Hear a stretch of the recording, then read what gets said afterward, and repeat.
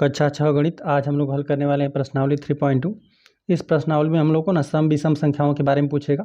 यहाँ पे लिखा हुआ है सम संख्या, विषम संख्या, भाज्य और अभाज्य संख्याओं के बारे में पूछेगा। भाज्य और देखिए यहाँ पर लिखा हुआ है, यहाँ पे अभाज्य के बारे में पूछा हुआ है, भाज्य संख्याओं के बारे में पूछेगा।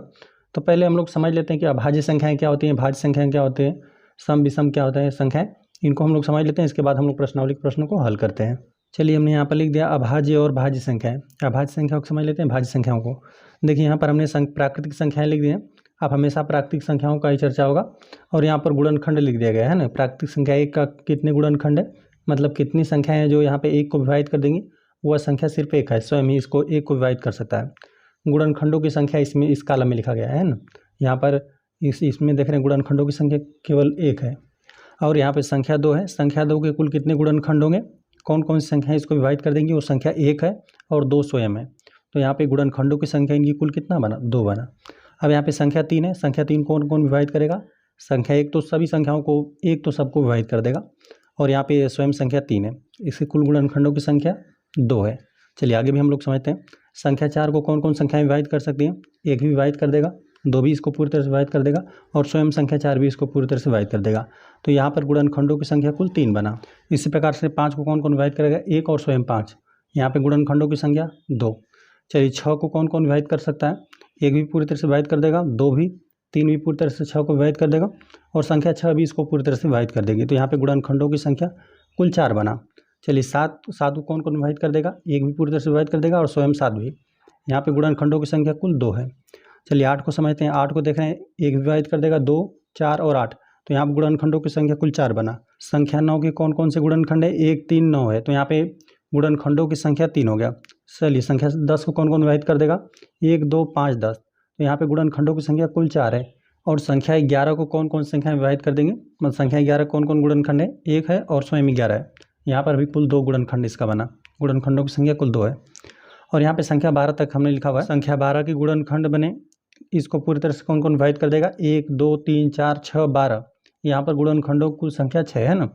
अब इनका मतलब हम इनको क्यों पढ़ रहे हैं, देखिए यहाँ पर ये सब प्राकृतिक संख्या हमने लिखा हुआ है 1 से 12 तक। फिलहाल में 1 से 12 तक ही समझते हैं। तो यहाँ पे देख रहे हैं संख्या 1 है ना, इसका केवल एक गुणनखंड है। यहाँ पे गुणनखंडों की संख्या केवल 1 है। तो देखिए 1 जो है ना, यहाँ पर ना अभाज्य संख्या में आएगा ना ही भाज्य संख्या में आएगा, है ना। इसको दोनों में नहीं सम्मिलित किया जाएगा, ना ही इसको अभाज्य संख्या में लिया जाएगा और ना ही भाज्य संख्या में। और जिन जिन संख्याओं के केवल 2 गुणनखंड है ना, वे सभी होती हैं अभाज्य संख्याएं, जो कि केवल 1 से और स्वयं से विभाजित होंगी। जैसे संख्या यहाँ पर 2 है ना, यहाँ पे संख्या 2 किन किन संख्याओं से विभाजित हो सकता है, यहाँ पे देख रहे हैं इसके गुणनखंडों की संख्या कुल 2 है ना। ये जितने 2 बन रहे हैं जिनके ये सब अभाज्य संख्याएँ हैं, जो कि केवल स्वयं से विभाजित होंगी और 1 से विभाजित होंगी। जैसे यहाँ पे संख्या 3 भी है, तो ये 1 से विभाजित होगा और स्वयं से विभाजित होगा, है ना। तो ये सब देखिए अभाज्य संख्या हैं। यहाँ पर जिनके 2 हैं, ये भी अभाज्य संख्या है। वो संख्या 5 है ना, जो 1 और स्वयं से विभाजित होगा, वो सब अभाज्य संख्याएँ हैं। और यहाँ पे देखिए यह भी है, ये संख्या जो 7 है, ये भी अभाज्य संख्या है। 7 के बाद फिर यहाँ पे ये है 11, ठीक है। ये सब अभाज्य संख्या हैं। यहाँ पे 2 बनेगा, 3 बनेगा और फिर यहाँ पे 5, फिर 7, फिर यहाँ पे 11। 11 के बाद कौन सी संख्या बनेगी, 13 बनेगा। 13 के बाद फिर 17 बनेगा, 19 बनेगा। इसी प्रकार से ये सब अभाज्य संख्या। किन संख्याओं को हम लोग अभाज्य संख्याएं कहेंगे, जिनके यदि आप गुणनखंड करें तो केवल 1 मिले और जो संख्या वो रहे वो स्वयं संख्या रहे, ठीक है। यहाँ पर जैसे 11 है, तो 11 को हम लोग अभाज्य संख्या क्यों बोल रहे हैं, क्योंकि इसके गुणनखंड, इसको कौन कौन संख्या विभाजित कर सकता है, सिर्फ एक तो सबको विभाजित कर देगा और यह स्वयं संख्या रहे, तो ये सब है अभाज्य संख्या। यहाँ पर हम लिख भी देते हैं अभाज्य संख्याएं।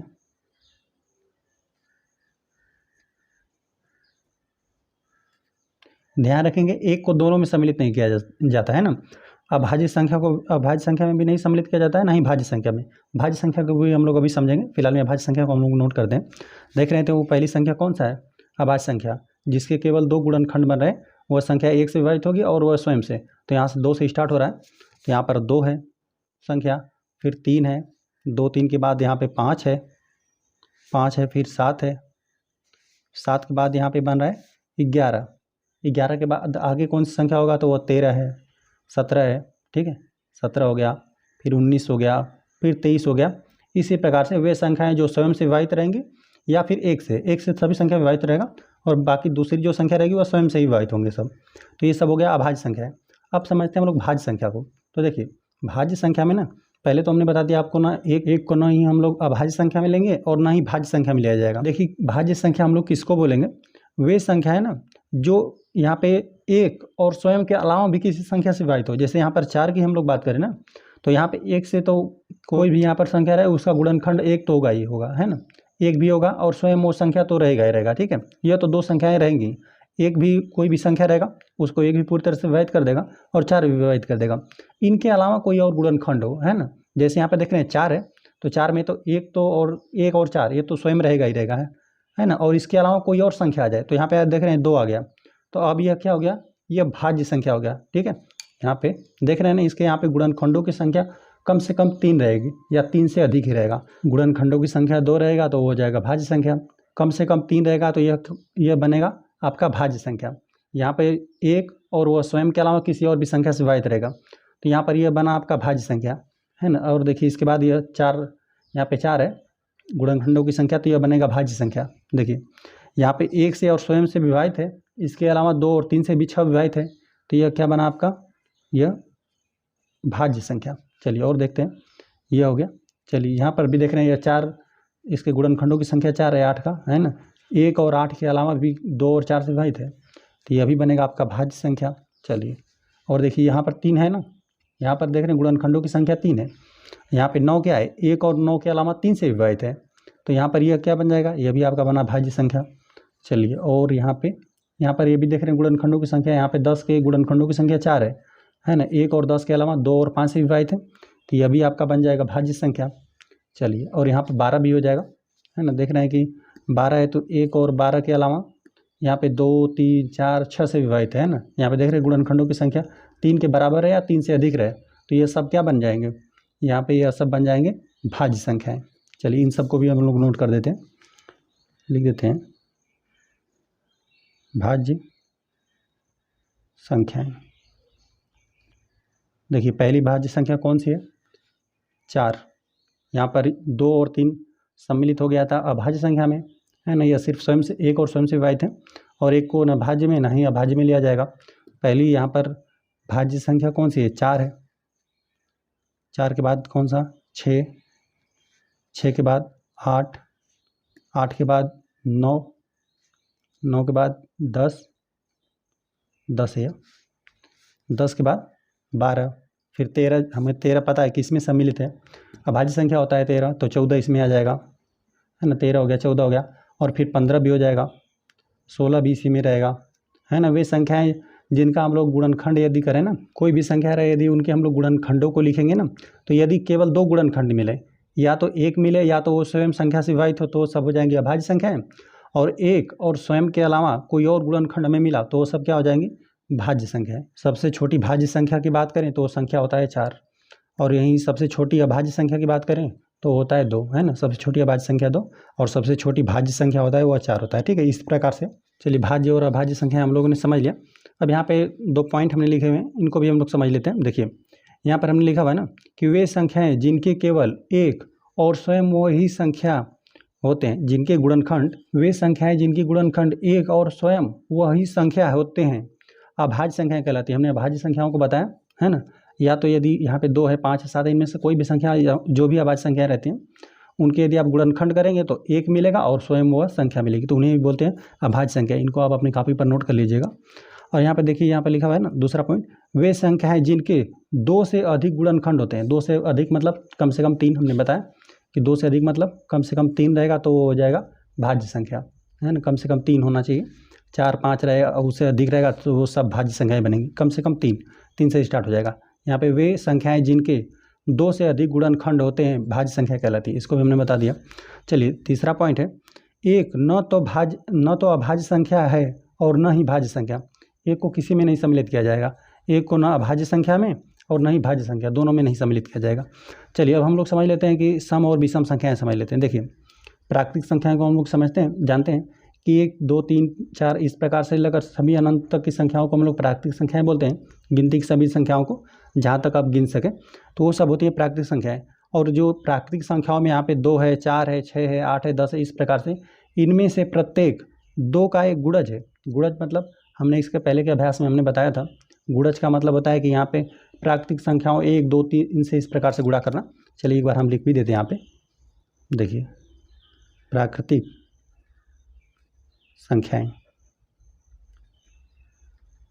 ठीक है। प्राकृतिक संख्याएं क्या होती हैं? गिनती की सभी संख्याओं को जहाँ से आप गिना स्टार्ट करते हैं 1 2 3 इस प्रकार से 1 2 3 4 5 6 7 8 9 10 जहाँ तक आप गिन पाएँ, ये सब क्या होता है? ये होती हैं सब प्राकृतिक संख्याएं। अब यहाँ पे किसी भी संख्या का आपको गुणज ज्ञात करना रहता है, मतलब यहाँ पे 1 का गुणा कर दीजिए। जैसे यहाँ पर 2 का लिख देते हैं, 2 का गुणज की हम बात करें, 2 के गुणज कौन कौन से होंगे? 2 का इसमें यहाँ प्राकृतिक संख्या में गुणा करते जाइए। 2 का 1 में गुणा कर देंगे तो पहला 2 का पहला गुणज कौन सा मिलेगा? 2 ही मिलेगा, स्वयं वही संख्या होती है। फिर 2 का 2 में गुणा कर देंगे तो 4 मिलेगा, है ना। फिर 2 का यहाँ पे 3 में गुणा कर देंगे तो 2 3 6 मिलेगा। फिर 2 यहाँ पे आगे भी संख्याएं रहेंगी, प्राकृतिक संख्याएं 4 भी रहेगा, तो 4 में जब गुणा कर देंगे तो 2 चौका 8 हो जाएगा। इसी प्रकार से अनंत रूप से यहाँ पे अपरिमित रूप से अनेक यहाँ पर 2 के गुणज आपको प्राप्त होते रहेंगे। तो यही है 2 का गुणज होता है, यही सब होता है सम। देखिए आगे लिखा हुआ है यहाँ पे प्रत्येक 2 का गुणज है। यहाँ पे ये सब संख्याएं 2 4 6 ये सब जो प्राकृतिक संख्याएं लिखी गई हैं, ये जो प्राकृतिक संख्याएं लिखी गई हैं प्रत्येक 2 का एक गुणज है। ये संख्याएं सम संख्याएं इवन नंबर्स कहलाती हैं। ये सभी संख्याएं सम संख्याएं कहलाती हैं। और शेष बची प्राकृतिक संख्याएं जो भी यहाँ पर देख रहे हैं कि हम यहाँ पर हमने प्राकृतिक संख्याओं को लिख दिया ना, चलिए और भी यहाँ पर हम लिख देते हैं। 3 को लिख दिया, 4 को लिख दिया, 5 6 7 8 9 इस प्रकार से हमने इतना लिख दिया, और भी आगे संख्याएं रहेंगी। तो यहाँ पे इन प्राकृतिक संख्याओं के अलावा जो शेष संख्याएं बच रही हैं ना, शेष प्राकृतिक संख्याएं बच रही हैं, कौन कौन बच रहा है? 1 3 5 7 9 10, यहाँ पे 9 11 10 नहीं रहेगा, 10 इसमें रहेगा, 11 हो गया, फिर 12 इसमें रहेगा सम संख्या में, 13 इसमें रहेगा। इस प्रकार से जो संख्याएं बच रही हैं उन्हें क्या बोलते हैं? विषम संख्याएं, ऑड नंबर्स कहते हैं। जैसे देखिए यहाँ पे प्राकृतिक संख्याओं में 2 का भी इस्तेमाल हो गया, इसमें 2 का गुणज में, ये सब सम संख्या हो गए। 2 भी इस्तेमाल हो गया, 4 भी इस्तेमाल हो गया, 6 भी, 8 भी, फिर आगे 10 भी रहेगा, 12 भी रहेगा, ये सब हो गया इसमें इस्तेमाल। 2 का गुणज है तो ये सब है सम संख्याएं। यहाँ पे लिख देते हैं ये सम, ये सभी हैं सम संख्याएं। और इनके अलावा जो बचा वो सब है विषम संख्याएं। लिखते हैं यहाँ पे विषम संख्याओं की बात करें तो कौन कौन बनेगा? 1 हो जाएगा, फिर यहाँ पे 3 बना, 5 बना, 7 बना, ठीक है। 1 3 5 7 9, 9 के बाद 10 इसमें रहेगा, सम संख्या में रहेगा, 11 इसमें रहेगा, 12 इसमें रहेगा, 12 सम संख्या में रहेगा, तो 13 विषम संख्या में रहेगा, 14 इसमें रहेगा, तो 15 इसमें रहेगा। इसी प्रकार से ये सब क्या है? विषम संख्या है। जो 2 का गुणज था वो सब हो गई सम संख्या है, और उनके अलावा जो भी बचा वो सब क्या है? विषम संख्या है। यही सब है, सम और विषम संख्याओं को भी हमने समझ लिया। चलिए अब यहाँ पर, और यहाँ पे 2 पॉइंट लिखा गया है, इन 2 पॉइंटों को भी हम लोग समझ लेते हैं। यहाँ पे दिया है ना, 2 सबसे छोटी अभाज्य संख्या है जो कि एक सम संख्या भी है। जाहिर सी बात है, यहाँ पर हमने लिखा हुआ है अभाज्य संख्याओं को ना, अभाज्य संख्या सबसे छोटी अभाज्य संख्या कौन सी होती है? 2 है, और ये सम में भी आता है ना। देखिए यहाँ पर हमने ये सम संख्याएं लिखा हुआ है, जो 2 का गुणज है, 2 है, 4 है, 6 है, 8 है, तो यहाँ पर भी ये 2 आ रहा है, ठीक है। तो यहाँ पे सबसे छोटी जो अभाज्य संख्या 2 है वह एक सम भी संख्या है, सम संख्या यही है, केवल एक ही सम संख्या है। इसके अलावा कोई और 2 का गुणज आपको इसमें नहीं मिलेगा अभाज्य संख्याओं में, केवल और केवल 2 ही मिलेगा, ठीक है। और यहाँ पे दूसरा पॉइंट हम लोग समझ लेते हैं। यहाँ पे दिया है ना कि 2 के अतिरिक्त सभी अभाज्य संख्याएं विषम है। और यहाँ पे जो भी हम लोगों ने अभाज्य संख्याएं यहाँ पे लिखा हुआ है ना, तो यहाँ पे जो भी से यहाँ पे ये सब मिल रहा है, जो अभाज्य संख्या है, 3 है, 5 है, 7 है, 11 है, 13 है, 17 19, यहाँ पे 23 हो गया। इसके यहाँ पर ये सब जितनी भी संख्याएँ हैं यहाँ पे 2 के अलावा सब विषम संख्याएँ हैं। जाहिर सी बात है, ये सब क्या है? विषम संख्याएँ। सम संख्याएँ कैसे रहेंगी? 2 4 6 8 इस प्रकार से जो संख्या 2 से विभाजित रहेंगी वो सभी हैं सम संख्याएँ। चलिए सम और विषम संख्याओं को भी हमने समझ लिया, अभाज्य संख्या और भाज्य संख्याओं को भी हमने समझ लिया। अब चलिए आ जाते हैं हम लोग प्रश्नावली के प्रश्नों पे। प्रश्नावली में हम लोग को पहला प्रश्न दे दिया गया है ना, बताइए कि किन्हीं 2 संख्याओं का योग सम होता है या विषम होता है यदि वे दोनों विषम संख्याएं हो सम संख्याएं हो। कह रहा है ना 2 संख्याओं को ना यहाँ पर हम लोग को योग करना है, जोड़ना है। यहाँ पे पहले कंडीशन में दिया कि 2 विषम संख्याएं लेकर हमें जोड़ना है, और यहाँ पे विषम संख्या, और यहाँ पे बी वाले में हम लोग को 2 सम संख्या लेना है, और हमें जोड़कर बताना है कि वहाँ पर जोड़ने पर हम लोग को क्या कैसी संख्याएं मिल रही हैं, सम संख्या मिल रही हैं या विषम होता है, सम होता है या विषम होता है, ये हमें बताना है, ठीक है। चलिए हम लोग लिख देते हैं हल करने वाले। पहले प्रश्न में हम लोग पहला हल करते हैं ना, ये हल करते हैं। यहाँ पे 2 विषम संख्याएं लेते हैं। विषम संख्याएं हमने बताया कि यहाँ पर ये सभी विषम संख्याएं 1 3 5 7, इसमें से कोई भी आप दो संख्याएं ले सकते हैं ना, 1 3 को भी ले सकते हैं, 3 5 को भी, किन्हीं दो संख्याओं को आप ले लीजिए। चलिए तो हम लोग ले लेते हैं 1 और 3 को ही ले लेते हैं, ये सब क्या है विषम संख्याएं। 1 और 3 को जोड़ी, 1 धन 3, ये दोनों हमने विषम संख्या लिया और जोड़ेंगे तो 4 मिलेगा। अच्छा 4 कैसी संख्या है? ये एक सम संख्या है, हमने बताया। यहाँ पे देखिए ये जो 2 के गुणज हैं ये सब क्या है? सम संख्या है। तो 4 क्या आ रहा है? यह सम संख्या बना, सम संख्या। ठीक है, कोई भी आप दो विषम संख्याएं ले लीजिए और हम कोई एग्जांपल ले लेते हैं। चलिए 7 और ले लेते हैं, 7 ले लिए, चलिए 9 ले लेते हैं। 7 में ये दोनों विषम संख्या हैं, 7 और 9, यहाँ पे विषम संख्या, इन दोनों को हम लोग जोड़ देंगे तो 16 मिलेगा। 16 कैसी संख्या है? एक सम संख्या है। ठीक है, हमने दो एग्जाम्पल लेकर देखा, अतः हम लोग लिख देते हैं विषम 2, लिख देते हैं 2 विषम संख्याओं का योग, दो विषम संख्याओं का योगफल लिख देते हैं। योगफल एक सम संख्या होती है। ठीक है, हमने आपको करके दिखाया, दो विषम, कोई भी यहाँ पर दो विषम संख्या लीजिए, हमेशा जोड़ेंगे तो एक सम संख्या ही आपको मिलेगी। चलिए आ जाते हैं बी वाले प्रश्न पे। बी में हम लोग को दिया था ना कि यहाँ पे सम संख्याओं को, दो सम संख्याओं को जोड़ना था, यदि वे दोनों, यहाँ पे सम संख्याएं ले लीजिए। ठीक है, तो यहाँ पर सम संख्याएं जो 2 की गुणज हो, ठीक है, 2 4 6 8 10, कोई भी ले लीजिए 2। तो चलिए हम 2 और 4 को ही जोड़ देते हैं। 2 में जब 4 जोड़ देंगे तो आपको मिलेगा 6। 6 कैसी संख्या है? यह एक सम ही संख्या है, यह भी 2 के गुणज ही है, ये सम संख्या है। लिख देते हैं, यह भी मिल रही है आपको सम संख्या। कोई और एग्जाम्पल ले लीजिए। चलिए 10 को ले लेते हैं और 12 को ले लेते हैं। लगातार हम लोग संख्याएं ले रहे हैं, यहाँ पे 10 20 को भी ले सकते हैं ना, किन्हीं भी दो को ले सकते हैं। यहाँ पे 10 और 12 को जोड़ेंगे, दोनों क्या है? सम संख्या है, दोनों को जोड़ देंगे तो 22 आ जाएगा। 22 एक कैसी संख्या है?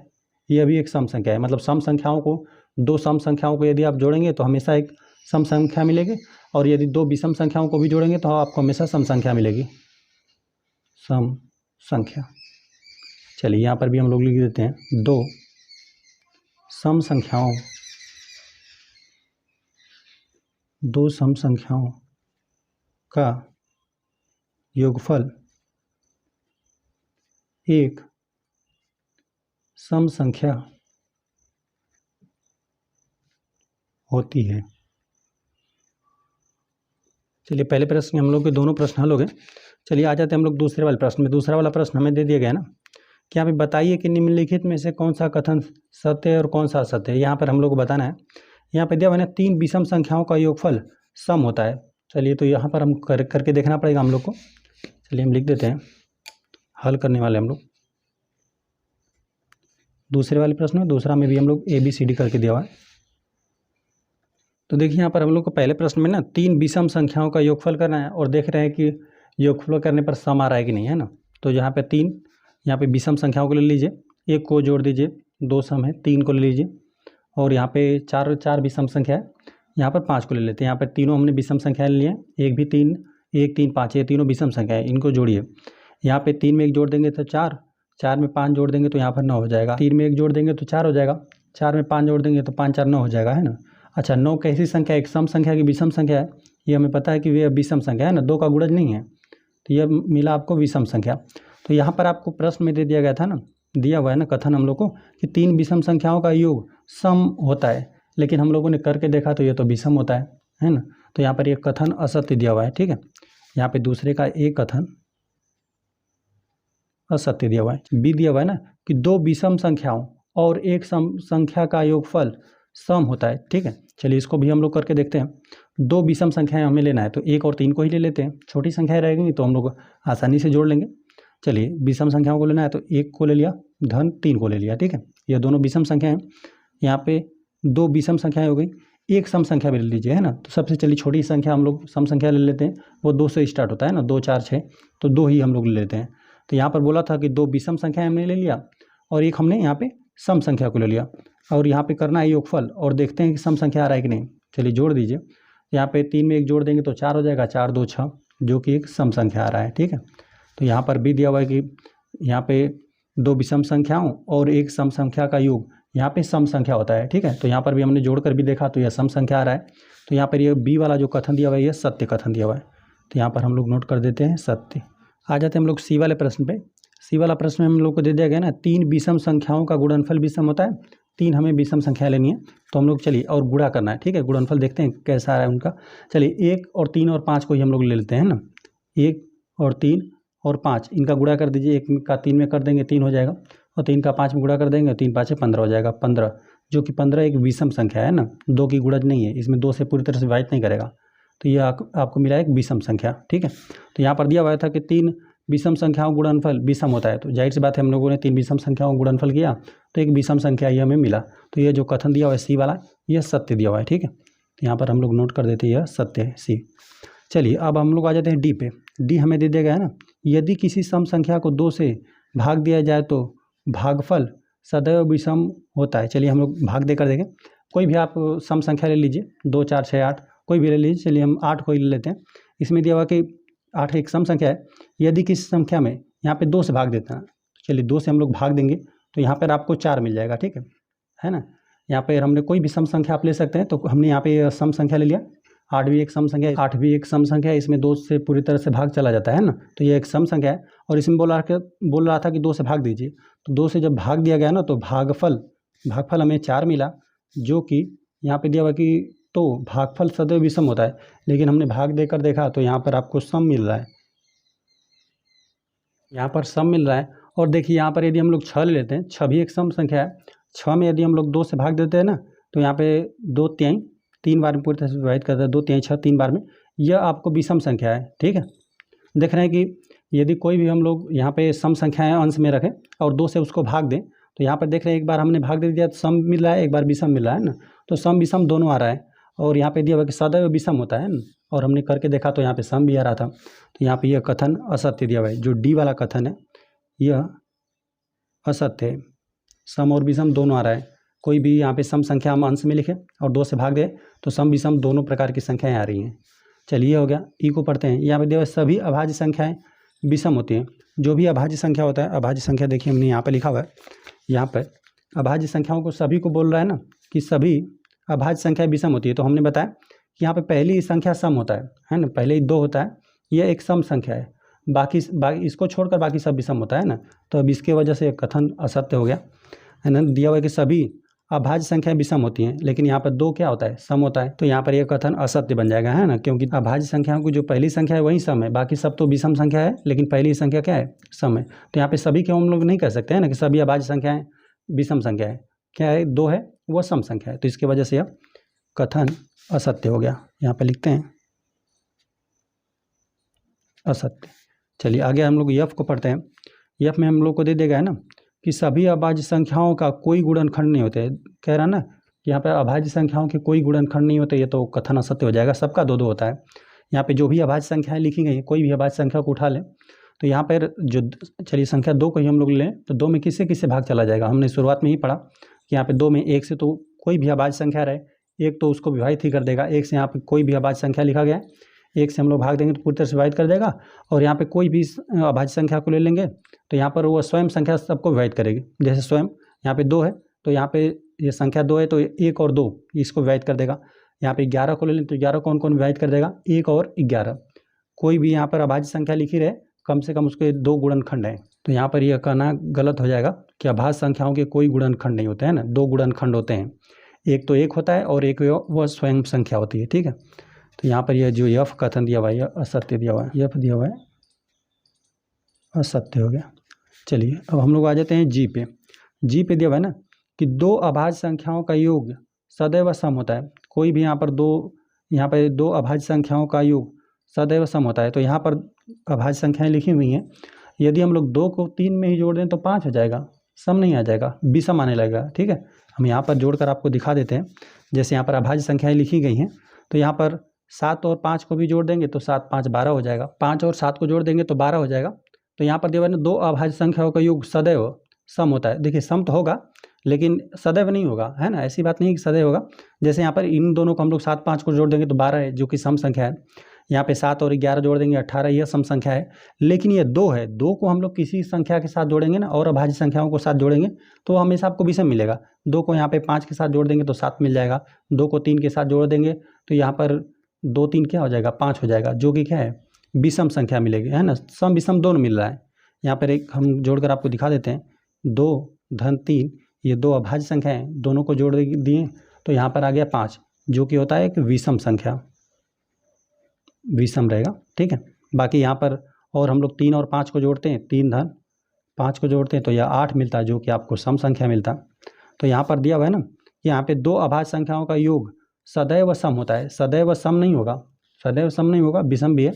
तो यहाँ पे ये जो कथन दिया गया है ये असत्य है, इसको भी हम लोग नोट कर देते हैं। जी था, यहाँ पे जी वाला असत्य बना।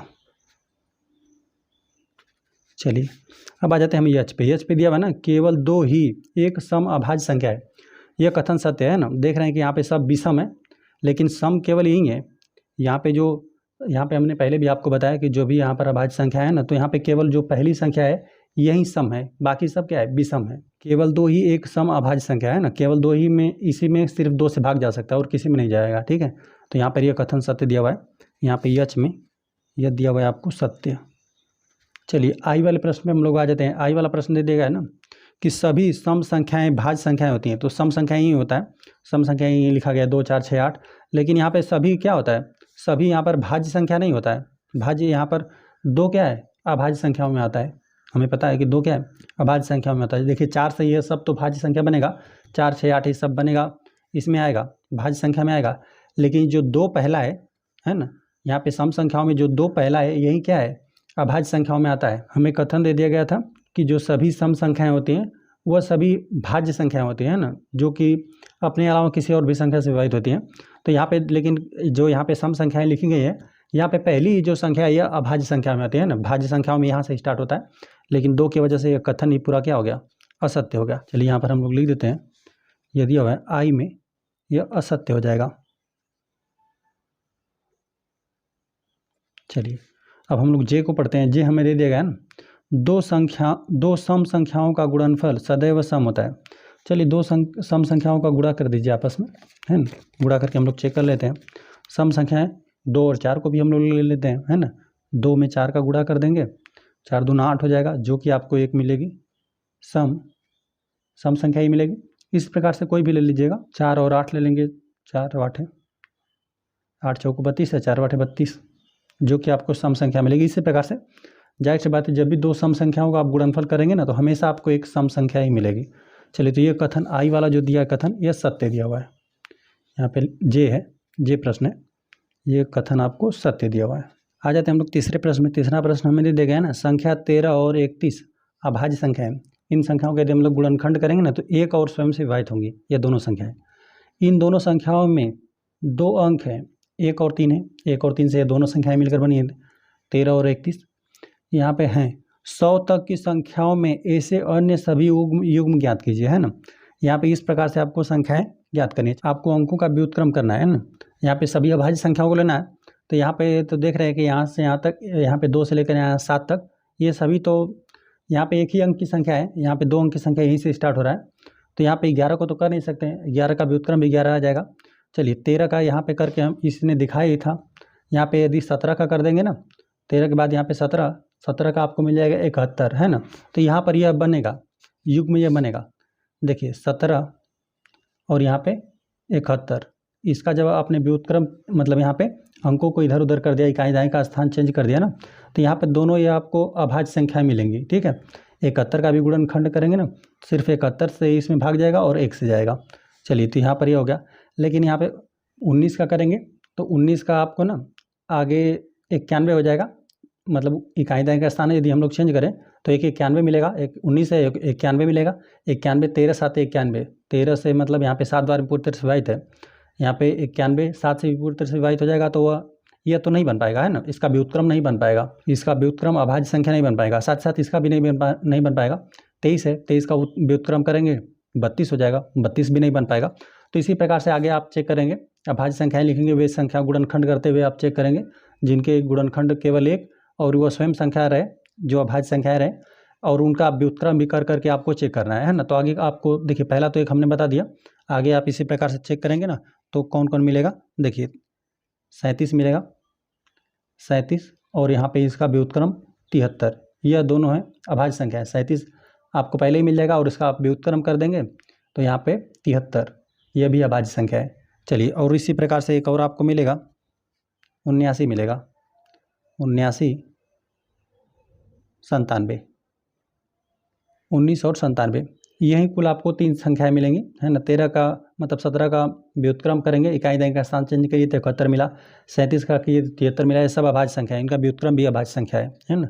और उनको नहीं लेंगे जिसका भाज्य संख्या आ जाए, जैसे यहाँ पर इनको हम नहीं ले पा रहे थे, है ना। 23 को नहीं ले पाएंगे, यहाँ पे 19 को नहीं ले पाएंगे क्योंकि उनका व्युत्क्रम भाज्य संख्या आ जा रहा था। ठीक है, चलिए इसको हम लोग उत्तर में नोट कर देते हैं। हल हम लोग तीसरे वाले प्रश्न करने वाले हैं। इसमें व्युत्क्रम दिया था करने के लिए, तो हम लोग को कौन कौन संख्या मिला यहाँ पे लिख देते हैं। 17 और 71 मिला, कामा यहाँ पे 37 और 73, कामा 79 और 97 मिला। ठीक है, साथ ही साथ ये भी अभाज्य संख्या है और उसका इकाई दशक का स्थान चेंज किया गया तो भी आपको अभाज्य संख्या ही मिला। आ जाते हैं हम लोग चौथे प्रश्न पे। चौथा प्रश्न हम लोग को दे दिया गया ना, 20 से छोटी सभी अभाज्य और भाज्य संख्याएं अलग अलग लिखिए, है ना। 20 से छोटी जो भी भाज्य और अभाज्य संख्या है उन्हें हमें नोट करना है। चलिए लिखते हैं हम लोग हल। हम लोग चौथे वाले प्रश्न करने वाले हैं, लिखते हैं 20 से छोटी भाज्य और अभाज्य संख्याएं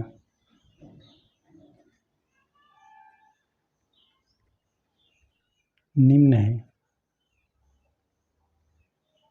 मतलब नीचे हम लोग लिख देते हैं, देखिए भाज्य को भी लिख देते हैं और अभाज्य को भी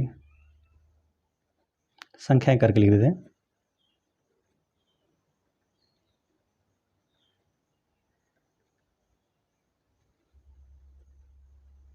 ठीक है, पहले तो 2 तो इसमें रहेगा, 2 आता है अभाज्य संख्या में, 3 भी आता है अभाज्य संख्या में, लेकिन 4 आपका आ जाएगा भाज्य में। ठीक है, 4 अपने 1 और अपने मतलब 1 और 4 से के अलावा 2 से विभाजित है, तो ये हो गया भाज्य संख्या में।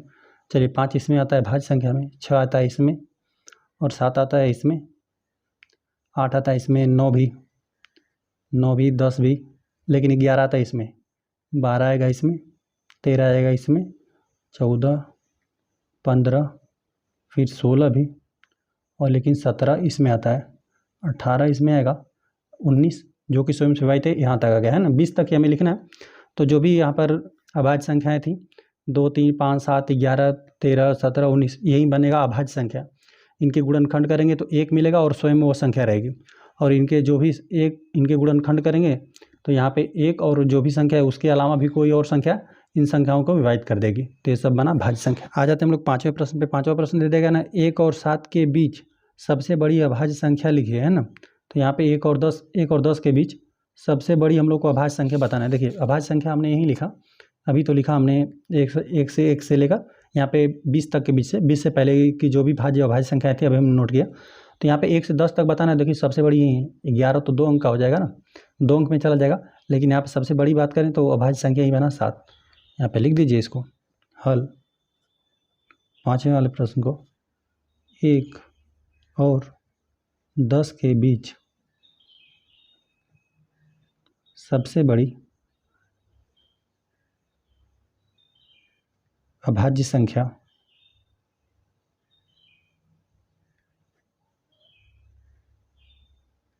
सात है। ठीक है, इस प्रकार से 5वां प्रश्न हल हो गया। चलिए आ जाते हैं हम लोग 6ठे प्रश्न पे। 6ठा प्रश्न हम लोग को दे देगा ना, निम्नलिखित को 2 विषम अभाज्य संख्याओं के योग के रूप में व्यक्त कीजिए, है ना। इस प्रकार संख्याएं दे देगा। अच्छा 44 बराबर हमें 2 अभाज्य संख्याएं लिखना है ना। यहाँ पे 2 विषम, देखिए ध्यान देंगे कि विषम भी संख्या रहे और साथ साथ अभाज्य संख्या हो। ठीक है, चलिए यहाँ पर नोट करते हैं 44 को। चलिए यहाँ पे पहली संख्या हम लोग को 44 लिखना है और साथ साथ 2 अभाज्य संख्याओं के रूप योग के रूप में हम लोग को लिखना है। ठीक है, चलिए तो लिखते हैं। देखिए 44 है, 44 को हम लोग 1 के साथ यदि लिखना चाहें तो 44 है तो 1 धन हम लोग इसको 43 लिख सकते। तो यहाँ पर हम लोग 1 को तो इसी तरह से हम लोग नहीं ले सकते। क्यों नहीं इसको हम लोग ले सकते हैं, क्योंकि यह अभाज्य संख्याओं में नहीं आता है ना, तो यह हम लोग तो ऐसा ही नहीं ले सकते। चलिए और क्या हम लोग लिख सकते हैं, 2 को भी नहीं लिख सकते, 2 धन 42 भी हम नहीं लिख सकते। क्यों नहीं लिख सकते? क्योंकि 2 हमें सम संख्या इसमें नहीं लेना है, विषम संख्याओं को लेना था। विषम संख्या लिखना था, इसलिए हमने इसको लिखा, इन दोनों संख्याओं को। लेकिन यहाँ पे देख रहे हैं कि यहाँ पे एक जो है हम लोग के अभाज्य संख्या में नहीं आएगा, ना ही भाज्य में आता है, नहीं अभाज्य में, इसलिए हम लोग नहीं ले पाए, है ना। हम लोग को 2 बातों का ध्यान रखना है कि वो संख्या विषम भी हो, साथ साथ अभाज्य संख्या भी हो, ठीक है। तो 2 को हम लोग हमने बताया कि 2 को हम लोग क्यों नहीं ले रहे हैं, क्योंकि 2 है वो आ जाएगा सम संख्या में, विषम संख्या में लेना है। तो चलिए 3 के साथ लिखते हैं इसको, 3 धन यहाँ पे 41, तो यहाँ पर यह हो जाएगा, ठीक है। 3 भी आता है, देखिए ये अभी 3 भी विषम संख्या है, 41 भी विषम संख्या है। 3 और 41 ना सिर्फ स्वयं से विभाजित है, ठीक है। तो यह है अभाज्य संख्या। 3 में जैसे हम लोग भाग देंगे, इसके गुणनखंड 3 और 1 बनेगा, इसका भी 41 और 1 बनेगा। तो यह दोनों बना अभाज्य संख्या, साथ साथ विषम भी संख्या है ना। 2 का ये गुणज नहीं है, यह 2 का गुणज हमने नहीं लिखा है, तो यही बनेगा, ठीक है। यहाँ पर हमने लिख दिया 44 को, 44 बराबर 3 धन यहाँ पे 41। यहाँ पर हमने ध्यान देते हुए लिखा है कि दोनों संख्याएं विषम भी रहें, साथ साथ अभाज्य संख्याएं भी रहें, ठीक है। इनके सिर्फ वही गुणनखंड हो, एक और जो संख्या है। चलिए यह हो गया, एक को हमने हल कर दिया। चलिए बी में हम लोग को 36 संख्या दे देगा, ठीक है। 36 को हम लोग नोट करके देखते हैं। 36 में भी हम लोग को इसी बात का ध्यान रखना है। तो 1 वाला तो हम लोग इसी तरह से नहीं ले सकते हैं, तो उसको हम लोग नहीं लेते हैं। संख्या 1 को तो ले ही नहीं सकते, 2 को भी नहीं ले सकते क्योंकि सम संख्या है। 3 को हम लोग लेते हैं, ठीक है। यदि 3 धन, इसको हम लोग और क्या लिख सकते हैं, 33, है ना। तो यहाँ पे 33 क्या है, विषम और अभाज्य संख्या लेना है हम लोग को। तो यहाँ पर यह अभाज्य संख्या नहीं है, भाज्य संख्या है ना। यह हम पे ना यहाँ पे 1 और 33, इसके अलावा यह 11 से भी संख्या विभाजित है, ठीक है। तो यहाँ पर हम लोग इसको नहीं ले सकते हैं, ठीक है। हम लोग को यहाँ पे लिख भी देते हैं। 2 बातों को हम लोग को हमेशा ध्यान रखना है, साथ साथ विषम भी रहे संख्या और अभाज्य भी रहे संख्या, ठीक है। विषम और अभाज्य दोनों संख्या होनी चाहिए। तो यह भाज्य संख्या होता है 33, तो इसको हम लोग नहीं ले सकते, है ना। और यहाँ पे 3 हो गया, यहाँ पे 4 को तो ले ही नहीं सकते क्योंकि वो हो जाएगा सम में। 4 हो गया, 5, चलिए 5 करके हम लोग लिख के इसको देखते हैं।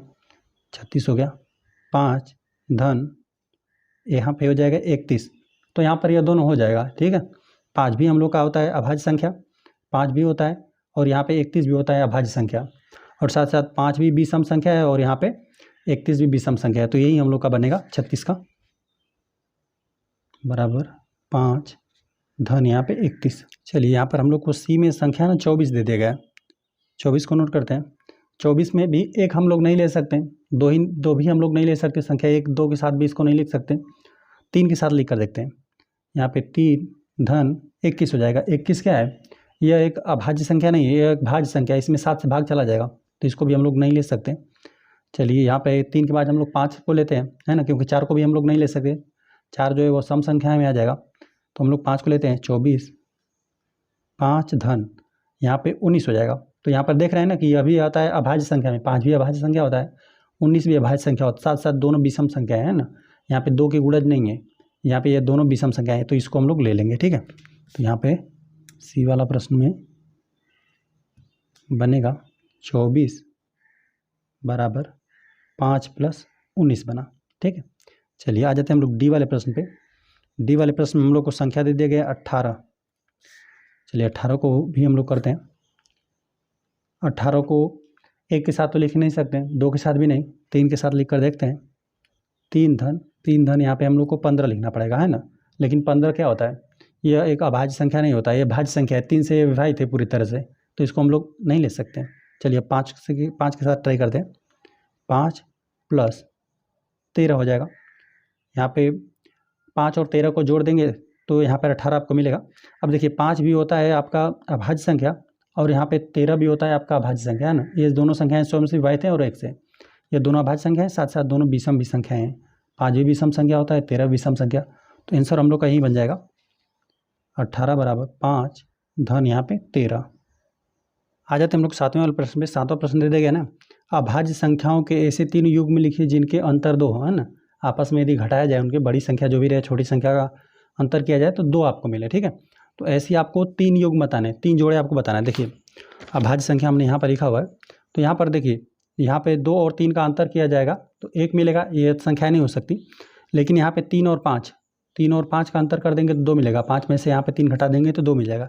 यह दोनों संख्याएं बनेंगी। 7 और 5, 7 में से 5 घटा देंगे तभी भी आपको 2 ही मिलेगा, ठीक है। एक तो यह 2 संख्याएं हो जाएंगी, 3 और 5 को साथ में ले लेंगे, 5 और 7 को साथ में। और देखिए 13 और यहाँ पे 13 और 11 भी बनेगा, है ना। इन दोनों का भी यदि आप अंतर कर देंगे ना, तो यहाँ पे 13 में से 11 घटा देंगे तो आपको 2 मिलेगा, ठीक है। तो इसको भी ले सकते हैं, इसको भी ले सकते हैं। 19 में से आप 2 घटा देंगे तो 17 हो जाएगा, मतलब 19 और यहाँ पे 17 का अंतर 2 हो जाएगा, ठीक है। 19 में से 17 घटा देंगे 2 बचेगा, तो इसको भी आप ले सकते हैं। तो यहाँ पे सिर्फ 3 ही लिखना है, तो सिर्फ 3 को हम लोग लिख देते हैं, लिखते हैं हम लोग। हल करने वाले हैं 7 वाले प्रश्न को, ठीक है। यहाँ पे युग्म करके लिखना था तो हम लोग लिख देते हैं। पहला हमने बताया 3 और 5 का हो जाएगा, 3 और 5 का हो जाएगा 2। ये दोनों अभाज्य संख्या हैं, साथ साथ इनको घटाएंगे तो इनका अंतर 2 मिलेगा। चलिए 5 और 7 हो जाएगा, ये हमने बताया। 7 और 11 और 13 हो जाएगा, 11 और आपको 13 भी मिलेगा, ठीक है। इसी प्रकार से और 17 और 19 को भी लिख सकते हैं। आ जाते हैं हम लोग 8वें प्रश्न पे। 8वां प्रश्न दे देगा ना, निम्नलिखित में से कौन सी संख्याएं अभाज्य संख्या हैं। तो यहाँ पे देखिए, यहाँ पे 23 है। 23 जो संख्या है वह 1 और स्वयं से विभाजित है, तो यह बन जाएगा अभाज्य संख्या। यहाँ पे 17 या 51 होता है ना, तो यह नहीं बन पाएगा, है ना, क्योंकि 51 क्या है, 1 और 51 के अलावा 17 से भी विभाजित है, 17 और 3 से विभाजित है, ठीक है। तो यह नहीं बन पाएगा, है ना, यह भाज्य संख्या हो जाएगा ये, लेकिन यह होता है अभाज्य संख्या। यह सिर्फ 1 और 37 से विभाजित है, तो यह बनेगा आपका भाज्य संख्या। लेकिन यहाँ पे जो 26 है यह भाज्य संख्या है। देखिए आपकी जो अभाज्य संख्या, एक यह बन रहा है और एक यह बन रहा है, यह दोनों भाज्य है क्योंकि यह 2 से विभाजित है, 13 से विभाजित है। हल 8वें वाले प्रश्न को एक की बात करें, जो कि आपको दे देगा 23। इसके केवल गुणनखंड बनेगा, एक गुणते यहाँ पे 23, यही कुल 2 गुणनखंड इसके बनेंगे। यह है आपकी अभाज्य संख्या है, ठीक है। चलिए ये हो गया। बी की बात करें तो यहाँ पे है जो 51 है, यहाँ 17 या 51 होता है, तो ये आपका देख रहे हैं कि 1 और यहाँ पे 51 के अलावा 17 और 3 से विभाजित है, तो ये आपकी एक भाज्य संख्या है, ठीक है।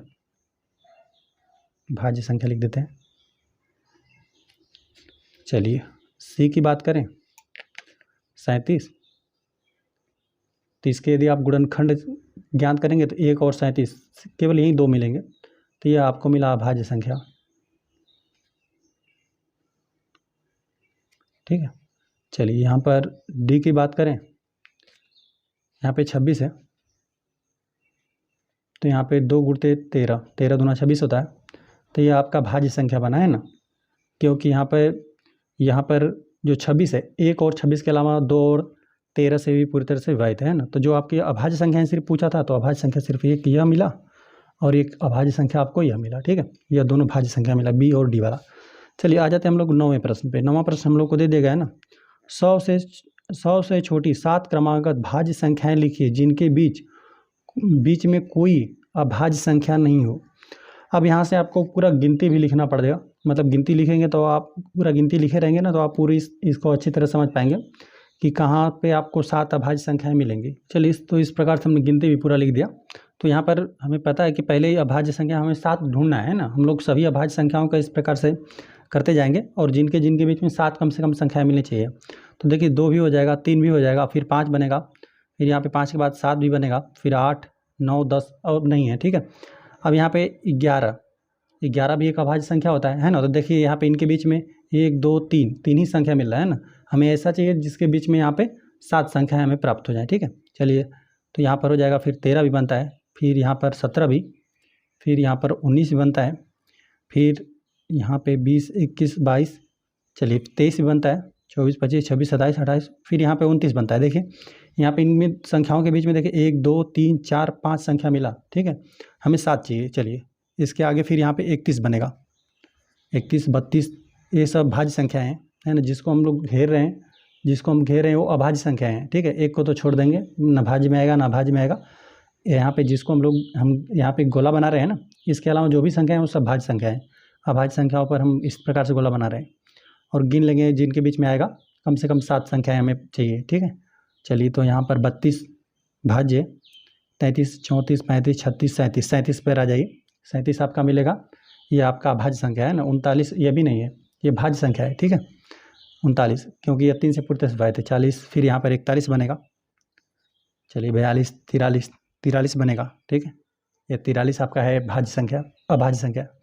ये 41 भी है अभाज्य संख्या, ये भी है अभाज्य संख्या। एक और स्वयं से विभाजित होंगे 43, 44, 45, 46, 47।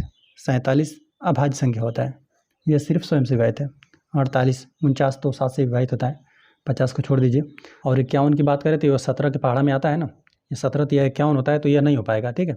यह भी नहीं, 53 हो जाएगा, ठीक है, 53 बनेगा, यह अभाज्य संख्या है। 54, 55, 56, 57, 57 नहीं बन पाएगा, है ना, क्योंकि 7 और 5 को जोड़ देंगे, अंकों को जोड़ देंगे तो 12 है ये संख्या ना। यह संख्या 3 से विभाजित है, 3 से भाग दे देंगे तो ये पूरी तरह से विभाजित हो जाएगा। 19 यहाँ 57 होता है, 19 के पहाड़ा में आता है, ठीक है। चलिए यहाँ पे 58 हो गया, यहाँ पे 59 बनता है, ठीक है, यह बनेगा अभाज्य संख्या। चलिए अब आ जाते हैं हम लोग 61 पे। 61 भी आपका अभाज्य संख्या है। चलिए 62 भाज्य। 63 की बात करें तो जो 63 है, 63 क्या है, यहाँ पे 3 से पूरी तरह से विभाजित है, 3 से भाग देंगे तो पूरी तरह से इसमें भाग चला जाएगा, 2 और 1, 21 बार में पूरी तरह से विभाजित हो जाएगा, तो यह भी नहीं बनेगा, यह भी नहीं बनेगा। 56, यहाँ पे 67 को देखते हैं, 67 ना, यहाँ पे यह बनेगा, ठीक है, यह संख्या सिर्फ स्वयं से विभाजित है। और यह भी नहीं बनेगा, यह भी 3 से विभाजित है, चलिए इसको भी छोड़ दीजिए। 71 पा जाते हैं, 71 बनेगा आपका अभाज्य संख्या। चलिए इसके बाद 72, 73 भी बनेगा आपका अभाज्य संख्या, यह भी होता है अभाज्य संख्या। तो यहाँ पर देख रहे हैं अभी हम लोग को मिल नहीं रहा है, ठीक है, अभी हम लोग देख रहे हैं तो 5 ही संख्या मिल रहा है, इनके बीच में मिला 5 संख्या, यहाँ पर भी 5 संख्या, देख रहे हैं हम लोग कहाँ तक कब मिल रहा है 7 संख्याएँ। चलिए यहाँ पे 74, 75, 76, 77, 78, 69 की हम लोग बात करें तो यह बनेगा 69 नहीं 79 है, 69 यह है, ये 79 है, तो यह बनेगा अभाज्य संख्या। चलिए 81, यह 3 से विभाजित है, 82, 83 बनेगा आपका, यह अभाज्य संख्या। चलिए 84, 85, 86, 87, जो 87 है ना, इसमें 3 से इसमें पूरी तरह से भाग चला जाएगा, ठीक है, 7 दूना 14, 1 15 हो जा रहा है, इसको जोड़ने पर इसमें यह संख्या पूरी तरह से 3 से विभाजित है। चलिए आगे ये यहाँ पे 88, 89 भी होता है एक अभाज्य संख्या, यह एक और स्वयं से पूरी तरह से विभाजित है। चलिए अब आ जाइए आगे, अभी भी हम लोग को 5 संख्या नहीं मिल रहा है, 1 2 3 संख्या यहाँ पर मिला, 5 संख्या मिला अधिकतम। चलिए इसके आगे यहाँ पे 91, 13 7 91 होता है, तो यह भी एक भाज्य संख्या है, यह भी भाज्य संख्या है, यह भी 93 जो है यह 3 से पूरी तरह से विभाजित है। और 94 भी, 95 भी, 96 भी, यहाँ पे 97 होता है एक अभाज्य संख्या। अब देख रहे हैं यहाँ पर आपको 7 संख्याएँ मिल गई है ना, 90 एक हो जाएगा, 1 2 3 4 5 6 7, यहाँ पे 7 संख्याएँ आपको मिले, देख एक आपको 90 मिला, एक 91, एक 92, 93, 94, 95 और 96, ठीक है, ये सब 7 संख्याएँ आपको मिल रही हैं 1 से लेकर 100 तक के बीच में। ऐसी यहाँ पे देख रहे हैं कि यहाँ पे 89 है, 89 और 97, इनके बीच में जो दो अभाज्य संख्या है, इनके बीच में हम लोग को कुल 7 संख्याएँ मिल रही हैं, ठीक है, 7 भाज्य संख्याएँ हैं, 2 अभाज्य संख्याओं के बीच में हमें यह 7 अभाज्य संख्याएँ मिली। बस आप इन्हें लिख दीजिए, ठीक है, 100 से छोटी 7 क्रमागत भाज्य संख्या लिखी है ना, 7 भाज्य संख्या हमें लिखना था, जिनके बीच कोई अभाज्य संख्या ना हो, इनके बीच में कोई अभाज्य संख्या नहीं था, इनको हमें ढूंढना पड़ा। चलिए आ जाते हैं हम लोग यहाँ पे लिख देते हैं इसको हल, हम लोग 9 वाले प्रश्न को किए, तो यहाँ पे हमें 7 क्रमागत ही मिला, 90 से स्टार्ट हुआ, 90 से स्टार्ट होकर यहाँ पे 97 तक गया, लिख देते हैं 90, फिर 91, 92, 93, 94, 95, 96 मिला, ठीक है, 3 3 6 7, और जो यहाँ पे 97 यह अभाज्य संख्या है, ठीक है, तो यही कुल आपको 7 यहाँ पे क्रमागत भाज्य संख्याएँ मिली, 1 से लेकर 100 तक के बीच में हम लोग को यही 7 क्रमागत भाज्य संख्याएँ मिली। आ जाते हैं हम लोग 10वां प्रश्न पे। 10वां प्रश्न हम लोग को दे दिया गया ना, निम्नलिखित में से प्रत्येक को 3 अभाज्य संख्याओं के योग के रूप में व्यक्त कीजिए। 3 अभाज्य संख्याएँ हम लोग को लिखना है, जिनको हम लोग को योग करें ना तो हम लोग को 21 मिले, ठीक है, लिख देते हैं हम लोग। यहाँ पे ए में हम लोग को 21 चाहिए, फिर 31, फिर यहाँ पे 53, फिर 61, ठीक है। चलिए हम लोग यहाँ पे लिख देते हैं हल, हम लोग 10 वाले प्रश्न करने वाले हैं। यहाँ पे ए में 21 दिया हुआ है। चलिए तो यहाँ पर अभाज्य संख्याओं को हमने लिख दिया। अब यहाँ पर देखते हैं कि किन, यहाँ पे प्रत्येक 3 अभाज्य संख्याओं का योग करके हम लोग को 21 लाना है ना, तो 21 तो हम लोग को लाना है। अब यहाँ पर किन 3 यहाँ पे अभाज्य संख्याओं को हम लोग को जोड़ने से प्राप्त होगा, है ना, तो आपको जोड़ कर चेक करना होगा। तो यहाँ पर जोड़िए, देखिए हम बताते हैं किसको होगा। 7 और 3, 7 में 3 हम लोग जोड़ देंगे ना तो 10 हो जाएगा, और 10 में यदि आप 11 जोड़ देंगे ना तो 21 आपका बन जाएगा, ठीक है। 7 3 10, और 10 में 11 जोड़ देंगे तो 21, तो 21 बराबर 3 धन 7 धन 11 बनेगा, ठीक है। तो एक का तो यह हो गया 21 का। 31 का हम लोग चेक करते हैं, है ना। 3 यहाँ पे अभाज्य संख्याओं का योगफल करने पर यह संख्या प्राप्त हो, ठीक है। अब 31 को हम लोग देखते हैं। चलिए 31 बराबर यहाँ पे कुछ हम लोग यहाँ तक लेते हैं संख्याओं को, ताकि यहाँ पे जोड़ने पर हम लोग को मिले।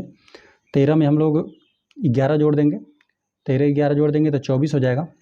24 में यदि हम लोग 7 जोड़ दें ना, 24 में जोड़ दें 7 4 11, हाँ इन 3 संख्याओं से हो जाएगा। चलिए तो इसको हम लोग लिख देते हैं। 7 है और 11 को जोड़ देंगे और 13 को जोड़ देंगे, है ना। 7 11 और 13 को जोड़ देंगे तो आपको 31 मिल जाएगा, ठीक है। चलिए अब 53 को हम लोग देखते हैं। 53 देखिए हम लोग 53 किस प्रकार से प्राप्त करेंगे। यदि आप 13 में 17 जोड़ देना, 13 17 30 हो जाएगा, और 30 और 23 क्या हो जाएगा, 53 हो जाएगा, ठीक है। 23 है, यहाँ पे 13 में 17 जोड़ देंगे तो 30, 30 में यहाँ पे 23 जोड़ देंगे तो 53 हो जाएगा। तो यहाँ पे हो जाएगा 13 13 धन 17 धन 23, ठीक है, ये हो गया। चलिए 61 के लिए हम लोग देखते हैं। 61 बराबर अच्छा इन तीनों को हम लोग पहले जोड़ के देखते हैं। इन तीनों को जोड़ने पर ना 59 हो पा रहा है, नहीं हो पा रहा है, ठीक है। तो यहाँ पर हमने 13 तक, यहाँ पे 23 तक लिखा हुआ है ना, आगे वाली भी संख्या लिखते हैं। 29 को भी लिख देते हैं, ठीक है। और 29 से हम ट्राई करके बताते हैं। यहाँ पर 29 को लेने पर भी नहीं बन पा रहा है, ठीक है। हम आगे की भी अभाज्य संख्या हम नोट कर देते हैं। 29 है, फिर 31 होता है, 31, फिर 31 के बाद 37, 37 के बाद फिर 41। चलिए यहाँ से लिखते हैं। 41 होता है, अभी हमने आपको लिख कर दिखाया भी था। 43 होता है, इसी प्रकार से और भी रहेगा। तो यहाँ पर 41 के साथ हो जाएगा, 41 को लेना पड़ेगा और 13 को लेना पड़ेगा और 7 को लेना पड़ेगा, ठीक है। इन तीनों का योगफल हो जाएगा 61। यहाँ पे लिख देते हैं 7 + 13 प्लस यहाँ पर 41। इसी प्रकार से आपको भी करना है।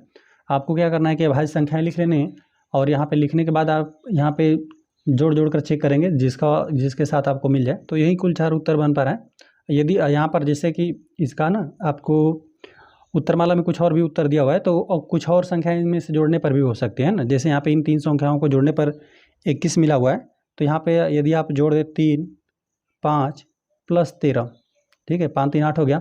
8 में यहाँ पे 13 जोड़ देंगे तो यहाँ पे इनसे भी ये हो जाएगा, है ना। दोनों सही है ना। इन दो बस हमें यहाँ पे जो भी संख्या दी गई उनके 3 अभाज्य संख्या हमें लिख कर जोड़ना है, ठीक है। तो यहाँ पे चलिए यही हम लोग यहाँ पे इन चारों को नोट कर देते हैं। चलिए ए में हम लोग को 21 संख्या दिया गया था, जिसके यहाँ पे 3 अभाज्य संख्याओं को हम लोग जोड़ दें तो यह संख्या प्राप्त हो। तो हमें जोड़ने पर मिला 3 7 11 मिला था। चलिए दूसरी संख्या थी 31, यहाँ पे हमने जोड़ा 7 + 11 प्लस यहाँ पे 13। और फिर तीसरी संख्या थी 53, जो कि 13 + 17 प्लस यहाँ पे 23 आपको जोड़ने पर मिला। चौथी संख्या थी डी वाली 61, फिर यहाँ पे 7 + 13 + 41, इस प्रकार से मिला। चलिए 10वां प्रश्न हल हो गया। 11वां प्रश्न हम लोग को दे दिया गया ना, 20 से छोटी अभाज्य संख्याओं के ऐसे 5 युग्म लिखिए जिनका योग 5 से विभाज्य हो। यहाँ पर कह रहा है ना कि 20 से जितने भी छोटे, हमें 20 से छोटी अभाज्य संख्याओं का युग्म लिखना है। जोड़ा दो अभाज्य संख्याओं को इस प्रकार से लिखना है कि यदि हम लोग उन अभाज्य संख्याओं को जोड़ देना तो वो संख्या 5 से पूरी तरह से विभाजित हो जाए ना।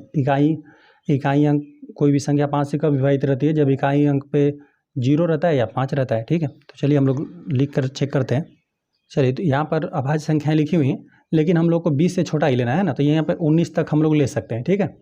2 3 5 7 11 13 17 19 इतना का हम लोग इस्तेमाल कर सकते हैं ना। 20 से छोटी हैं और 2 युग्म हमें लेना है, ठीक है। जोड़ कर देखिए पहले तो हम लोग 2 और 3 को ही ले सकते हैं, ठीक है।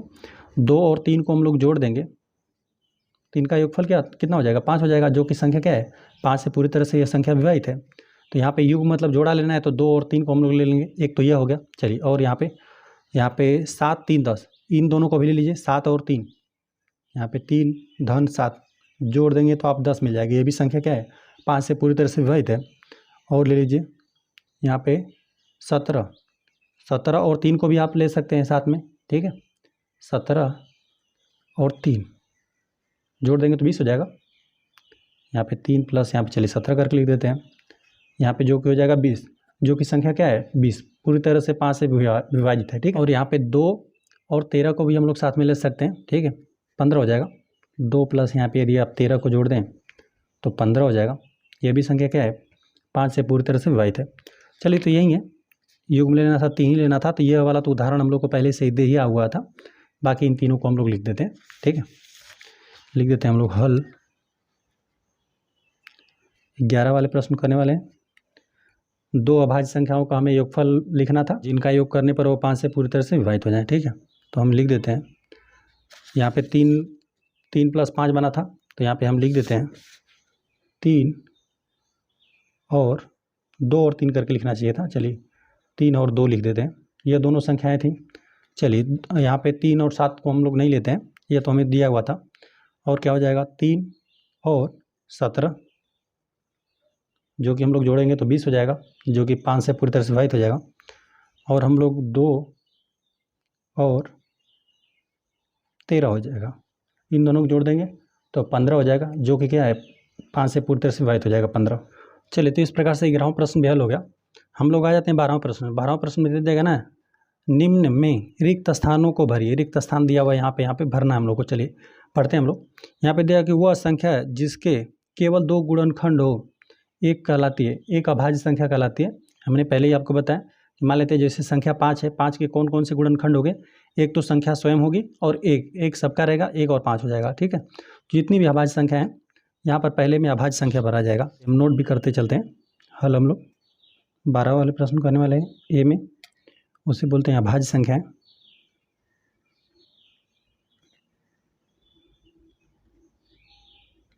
ठीक है, जिनके गुणनखंड 1 और स्वयं होते हैं ना, 2 होता है यही।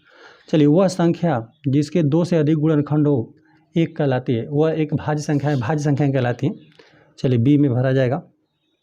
एक यहाँ पे 2 से अधिक जिनके भी होंगे वो भाज्य संख्याएं कहलाएंगी, भाज्य संख्याएं कहलाती हैं। चलिए ये हो गया।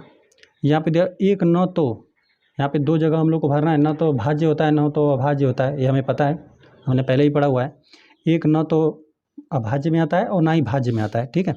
चलिए तो यहाँ पे सी में, यहाँ पे 2 स्थान खाली हैं, तो एक में आप भाज्य भर दीजिएगा, एक में अभाज्य भर दीजिएगा, भाज्य, और एक में अभाज्य भरा जाएगा। एक हमने बताया कि न भाज्य है न अभाज्य है, कहीं पर भी भाज्य भर दीजिएगा तो इसमें भाज्य भर दीजिएगा, तो इसमें भाज्य, इसमें आप भाज्य भरेंगे तो इसमें भाज्य, किसी प्रकार से भर दीजिएगा। दिया हुआ सबसे छोटी अभाज्य संख्या, सबसे छोटी अभाज्य संख्या क्या होती है, वो संख्या होती है 2, है ना, 2 ही से स्टार्ट होता है अभाज्य संख्या। 2 होता है, फिर 3 होता है, फिर 5, इस प्रकार से।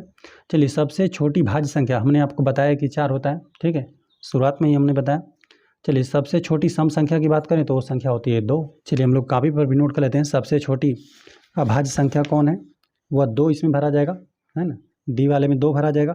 और यहाँ पे ई दिया था ना कि सबसे छोटी भाज्य संख्या जो अपने से अलावा किसी और से विभाजित हो, वो संख्या होती है 4। सबसे छोटी सम संख्या वो होती है 2। चलिए तो इस प्रकार से प्रश्नावली के सभी प्रश्न हल हो गए। वीडियो पसंद है तो वीडियो को लाइक कर दीजिए, यदि चैनल पर नया है तो कृपया चैनल को सब्सक्राइब कर दीजिए।